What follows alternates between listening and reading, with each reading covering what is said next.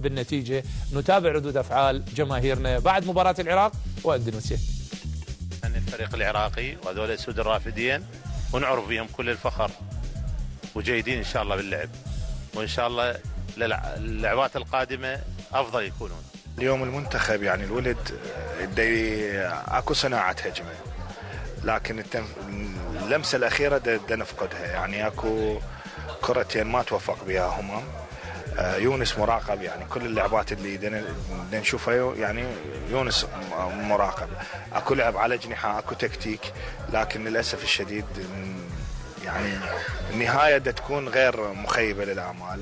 يعني اليوم النتيجة غير مطمئنة. يعني اندونيسيا فريق ضعيف، مو ذاك المستوى اللي احنا كنا نطمح له. مباراة العراق واندونيسيا اليوم لا المستوى كان كلش مو يعني كانت تنقص المنتخب اللمسة الأخيرة بس. يعني الفريق مستواه كان جيد جدا، بس مع ذلك اندونيسيا مو ذاك الفريق اللي ممكن تعول عليه وتقول فريق ممكن يكون قياس. يعني المفروض النتيجة كانت تكون من 4 أهداف إلى فوق، يعني لأن احنا طالع من بطولة الخليجي ولعب ويا فرق كلش قوية ومحقق نتائج جيدة. يعني فلا المستوى كان مو اللي نطمح له. يعني الشارع ما كان ممكن يطمح هذا المستوى. المفروض النتيجة كانت تكون من 4 فما فوق. يعني أعتقد أن مستوى الفريق العراقي لم يكن بالمستوى المطلوب.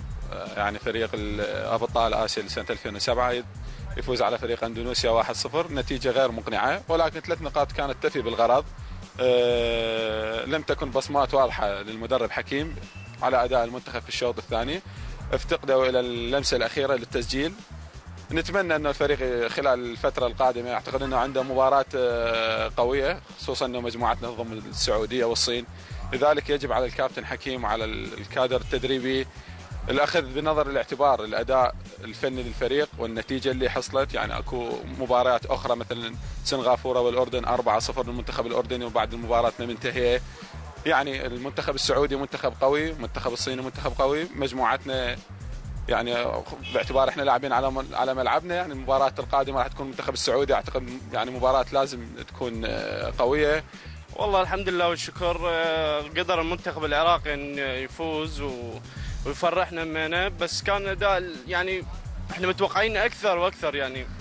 يعني وبالاخص لعبنا ويا سنغافوره غلبنا 4، يعني ما كنا متوقعين 1-0، وفرص الاخيره اللي راحت من ايدنا.